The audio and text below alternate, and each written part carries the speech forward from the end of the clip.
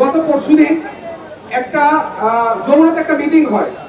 ওই মিটিং এর ভিতরে আমাদের বিএনপির যে প্রতিনিধি যারা ওখানে উপস্থিত ছিলেন তাদের সাথে মিট করার জন্য প্রধান উপদেষ্টার পাশাপাশি আরেকজন উপদেষ্টাকে নিয়ে যাওয়া হয়, যিনি পূর্ববর্তী কোনো মিটিং আমরা ওনাকে দেখি নাই। যখনই আমাদের ঢাকা থেকে ওই উপদেষ্টার বিরুদ্ধে স্বজনপ্রীতির অভিযোগে তাকে প্রত্যাহারের নির্দেশ দেওয়া হয়, প্রত্যাহারের জন্য আন্দোলন করা হয়, ঠিক তখনই আমাদেরকে উস্কিয়ে দেওয়ার জন্য ওই উপদেষ্টার সাথে ওই ছাত্র উপদেষ্টাকে পাশাপাশি রাখা হয়। এটা কিন্তু একটা ষড়যন্ত্রের আলামত। আপনারা দেখবেন এই ইন্টারিম গভর্নমেন্ট আসার পরে পরপর দুইটা ছাত্র নেতার মার্ডার হয়, পরপর দুইটা আমাদের ছাত্রদল নেতাকে আমরা হত্যা করা হয়। একটা হত্যার এই পর্যন্ত কোন সুষ্ঠু তদন্ত আমরা পাইনি। এই সরকার ফিতা মেপে মেপে আমাদের সাথে দূরত্ব তৈরি করছে।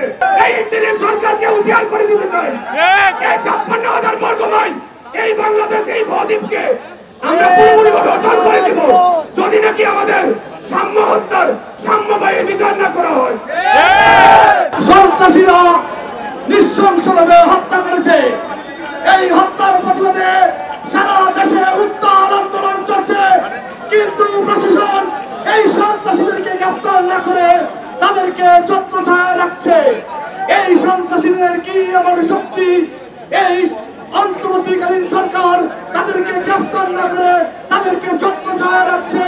আমরা কুমিল্লা দক্ষিণ জেলা মহানগর ছাত্রদল তার তীব্র এবং নিন্দা জানাচ্ছি। ওয়ালটন আবারও মিলিয়নিয়ার অফারে ওয়ালটন ফ্রিজ কিনে আপনিও হয়ে যেতে পারেন মিলিয়নিয়ার।